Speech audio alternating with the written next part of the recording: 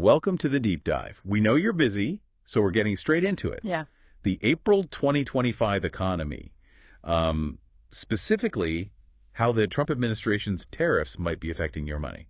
Exactly. We've looked at a whole range of sources to kind of tailor this for you, the everyday worker. Yeah, we'll cover the big picture, housing, cars, your investments, the job market. And even a quick look at crypto is maybe an alternative, though we'll get into the risks there. Okay, let's start with housing. Nationally, prices. Well, the growth has slowed down a bit. The median was around $385,000 back in February. But, and this is key, it really depends where you are. You know, the Northeast prices were actually up. Right. But the Southeast and the West saw things cool off a little.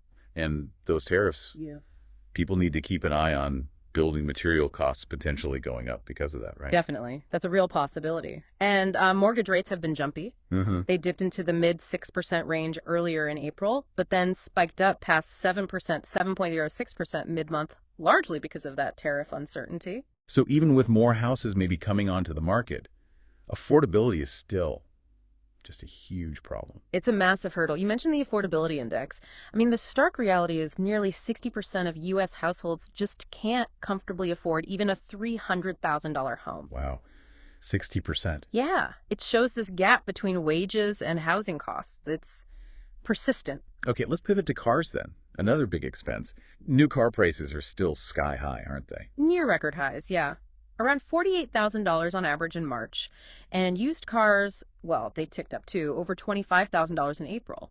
Spring buying season probably played a role. And now add these new tariffs on imported cars and parts that could tack on thousands more to a new car sticker price. Exactly. And that has a knock-on effect. It pushes more people towards used cars. Making those potentially more expensive or harder to find. Especially the more affordable ones, like under $15,000. Inventory there is already tightening. And financing. Forget about easy deals. Right, the interest rates are up. Yeah, quite a bit. Like 9% APR for new, maybe 14% for used.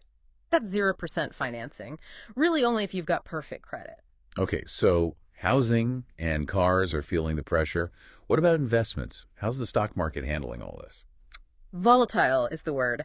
When the tariff news really hit, the S&P 500 dropped almost 5% in just one day. Oof, that's significant. It really is. Shows how nervous investors are about trade policy right now. There was some recovery, but things are definitely choppy. And bonds, the usually safer option. Well, they reacted too. Initially, you saw that flight to quality, people buying bonds, pushing yields down.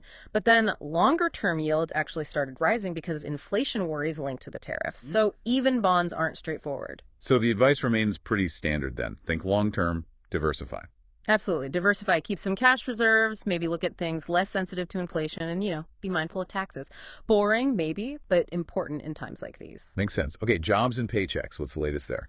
Unemployment ticked up a little. Slightly to 4.2% in March. It's still pretty healthy. Historically, it's been in that 4.0 to 4.2 range for a while now. And job growth was actually pretty strong in March. Where were those jobs? Healthcare, retail, transportation saw good gains. The federal government actually shed some jobs, though. But the worry is that tariffs could slow things down later. That's the concern, yeah.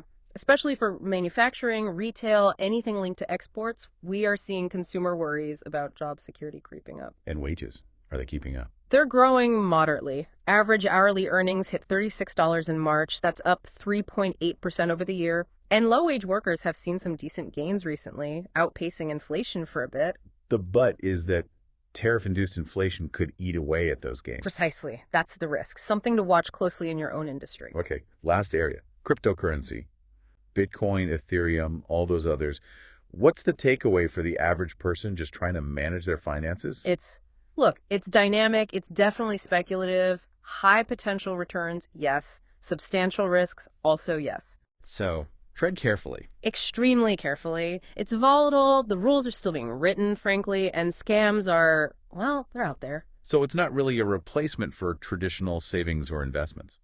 I wouldn't see it that way, no. Think of it as high risk, high reward. You could lose everything you put in. And its value is often driven by sentiment, not, underlying assets for many of them. So do your homework, understand what you're buying, and only invest money you can genuinely afford to lose. Got it.